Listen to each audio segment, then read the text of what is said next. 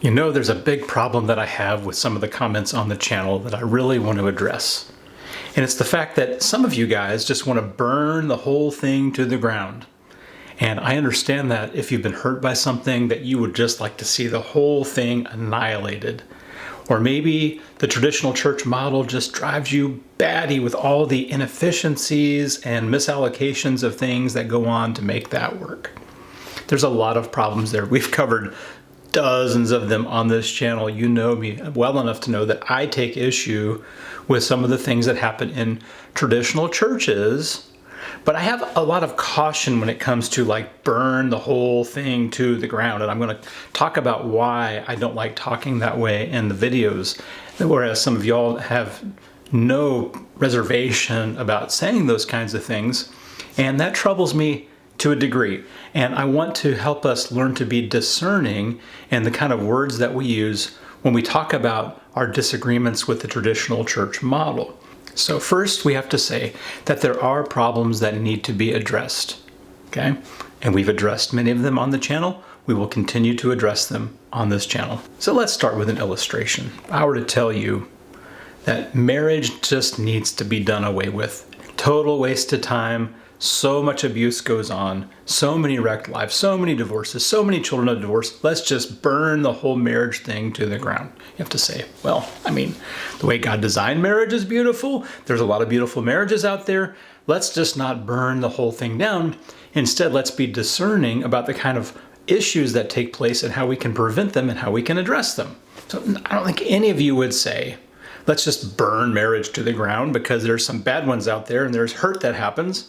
By the same token, I don't think we should say, let's just burn this whole traditional church thing down because there's abuses that happen and there's things that we don't like about it. So just the whole thing is not only poorly done. Some of you are saying it's sinful. Some of you are saying that the traditional church in America is not even church. And I have an issue with that. It's just like saying, well, that marriage has some issues, therefore it's not a marriage. I don't think that's right.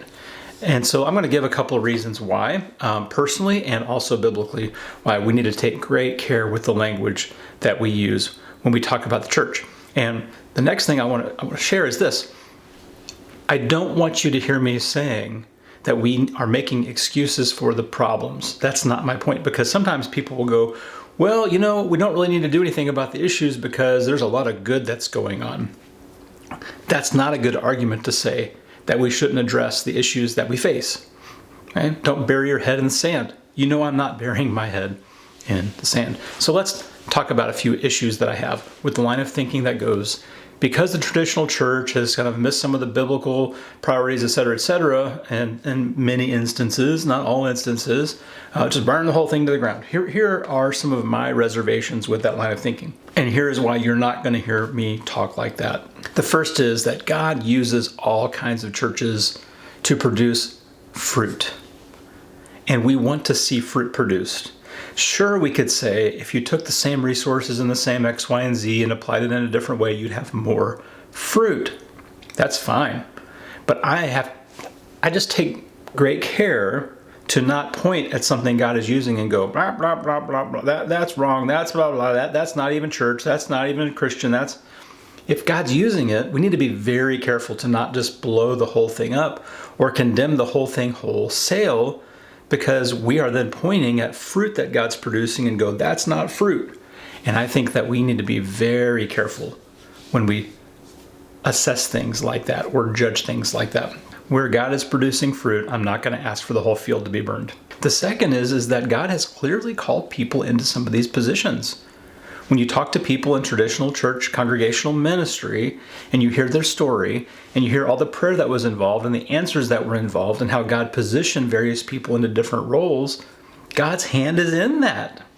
So I'm not going to look at that and go, well, if the whole thing is wrong, then the people shouldn't be hired the way they're hired, blah, blah.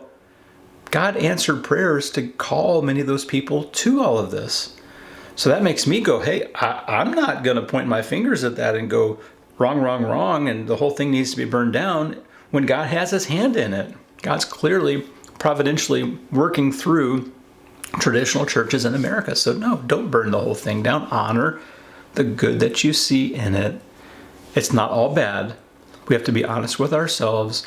As much as maybe you've been hurt or you're aggravated with it, we have to still be fair and honest to say, there is still good in it. There is still life left in it. God is still using it. God has still called people to it. He's still positioned people in it. Therefore, there is still good left to be had in the traditional church. Is it my favorite? Is it my preference? Is it my choice? Is it the most biblical expression? No, I don't think that it is anymore. I'm long past that. But we have to be very fair in our critique in the words that we use about things that God is doing in the world in a very real sense. Third, not every issue is a lampstand removal issue. So in Revelation 2 and 3, he talks about these 7 churches that are represented by 7 lampstands. And in chapter 2, verse 5, he talks about the fact that if you don't get certain things straight, I'm going to come and remove your lampstand. Well, the way that some of you all talk in the comments is that you think like you're in the position to start yanking lampstands out left and right. Well, I don't trust you with that. And I don't trust me with that. Nobody wants me to be the judge of that. I might leave too many. You might take too many. This is God's job. And when we talk about burning the whole thing down, yanking all the lampstands, I've heard you all say it in the comments. God's just taken the lampstand of the church in America. No, he hasn't. No, he hasn't. Let's not talk like that. I refuse to talk like that. I rebuke that idea because that's not your job. That's not my job. Yes, there are certain things that can make you not a church, but it's not having a building and it's not having a paid staff. Okay. There's nothing in Scripture that would have us say that that disqualifies you from being an actual church. And I hear some of you saying that in the comments. So please be fair. Be careful. The fourth is that the church is the bride of Christ. We see this also in the book of Revelation. This beautiful bride being prepared for her husband. And no one's perfect. No groom, although Christ is the groom, is perfect, but no groom in the human wedding sense is perfect. No bride is perfect. There are things that we accept of imperfections in the process. God accepts imperfect churches. We're going to combine something I just said about the lampstands, what qualifies a lampstand from being removed, which is a church not being a church any longer, what makes the bride not the bride. The bride is not perfect. And Paul acknowledges this, like look at 1 Corinthians, look at 2 Corinthians, look at all of his letters. He is addressing problems in the church, division, people being unloving, people being prideful, and yet he still addresses every one of those letters, the church of God here, the church of Christ there. These are God's churches in Christ, even though they have problems. And so you and I have problems and take issue with churches for various things, but I think if Paul were to write letters today, he would still address these churches as churches. So we have to take great care that we're not looking just to say, well, we've cracked the code and we've figured out the best way, and therefore anyone who disagrees with our paradigm is wrong, is toast, is not a Christian, is not of Christ or whatever. Well, Paul certainly doesn't agree with that sentiment. And again, there is a distance to which you can go from the truth and from God that would make a church not a church. I mean, you start preaching against the divinity of Christ, you start preaching against the inspiration of the Word, things like that. That's just not a church. That's not a gathering of the people of God, if that's the messaging. So you can take that too far, but that's largely not what's happening in American churches just due to the form. Fifthly, universal pejoratives are never fair or accurate. So when I say, oh, those people are this, and oh, those people are that, and those guys always do this, and it's always like that, that's not fair. It's not accurate. It's not honest. And I think you got to take great care because it can point to what Jesus told us to not do. When he talked about judge not that you be not judged, one of the very next things he says is don't throw your pearls before swine, which clearly is a judgment.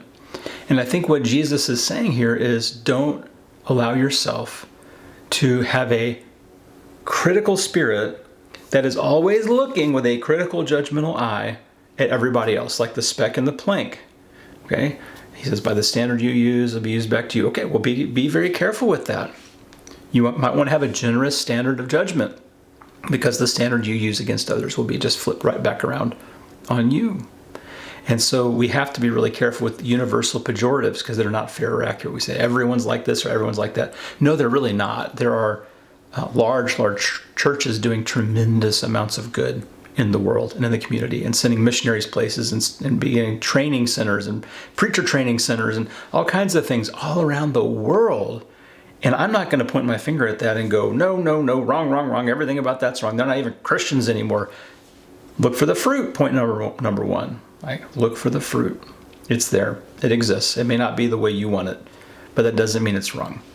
And that's a lot of the problem I take with the points that y'all are making, is that, well, because it's not your way, that means it's not even Christian. And I take issue with that completely. Point number 6 is that the thing we've embraced, home churches and discipleship, that's not free from problems. Do our problems make us not a Christian? Do our problems make us not church? No, no. So be careful with the kind of words that you use, because we have our own issues. And if the standard we're using toward others was used back on us, would we not be Christians? Well, we're not going to go with that, so you can't apply that to the other guy.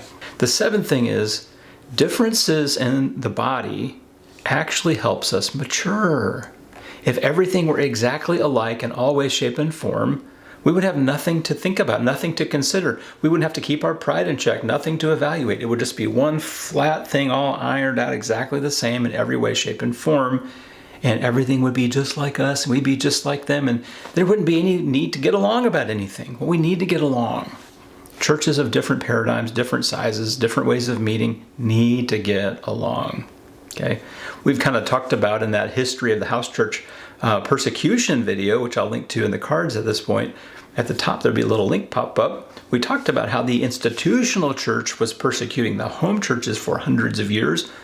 We don't want to flip that script and go, well, we're home churches and we think you traditional institutional churches are garbage and, blah, blah, blah. You're not even real Christians. Let's not flip that script, okay? Let's not become the monster to defeat the monster. It was actually Friedrich Nietzsche who said, beware that when fighting monsters, you don't become yourself a monster. For when you gaze long into the abyss also gazes back into you. Yeah, I don't often ever quote Friedrich Nietzsche, but it's a pretty good point. Because we don't want to become like those who came before us, who are persecuting people over church paradigms and forms like Calvin, like Luther, like Zwingli, and these guys, the Inquisition and the popes and Catholic Church, who were just persecuting, killing, slandering people because they differed over the institutionalization of the church. We don't want to be on the other side of that, doing that back to the people we disagree with. The Bible also gives us some principles to work on with this. Those were some of my personal issues that I take, but here are some biblical principles to keep in mind that are even more important than any of that. The first, I've already stated, every church Paul wrote to had problems, and they were still God's church, okay? So we're not looking for perfection to say you're in, or that you're legit, or that you're a Christian, with the caveat of saying you can go so far as to be out. But that's not the kind of thing we're typically talking about here. Second, Jesus said to Peter, and he said, on this rock I will build my church. And it reminds us, just like Paul's letters, this is the church of God, Christ's church, church of Christ, that it belongs to him. It doesn't belong to me. It doesn't belong to you. So we don't really have the liberty or the authority to make those kind of assertions that I see in the comments on this channel to burn the whole thing down, because it doesn't belong to you. You can't vandalize God's property. So leave the groom to deal with the bride. And be careful how we speak and act toward those we disagree with on this. And the third is from Matthew 13:24 through 30, the parable of the wheat and the tares, where an enemy goes into the wheat field and sows a bunch of weeds, and then when the harvest comes up, there's a bunch of weeds, and then the workers go, hey, you want us to just rip out all the weeds before we do the harvest? And the master says, no, don't do that. It's too risky. When you try tearing out the weeds, you're going to get some of the wheat along with it, and we don't want to burn the wheat with the weeds. He said, just wait, and I'll separate that out myself. That's the master's job, to make the separation. It's not our job. And when you start saying, well, this church, mega church is this, and the traditional American church is this, and the institutionalized church, and the blah, blah, be careful, because you are lumping the good in with the bad. You are lumping the wheat with the tares when we speak in those broad, pejorative categories like that. So have nuance, have discernment, learn to speak with words like some, or most, or many, or a few. Sometimes this happens. Sometimes churches are like that. Often these things happen. Many times that happens. That's a lot more fair of a way to talk about these issues than the way that I see people talk about them. So you're welcome to disagree. Let me know what you think about it in the comments, and the reasons, your reasons why you think I'm correct on this, or the reasons you think I've totally missed the boat. What's something I'm just not considering here that might totally change my mind? Because I am an open-minded person. So comment below and let's have that conversation. And I'm going to put up another video on the screen about issues with American church, because there are many. And so I hope that you'll take some time to familiarize yourself with that and watch this video as it comes right up next on the screen. And if you haven't subscribed, I would love for you to do that. More content on the way. So y'all take care. God bless.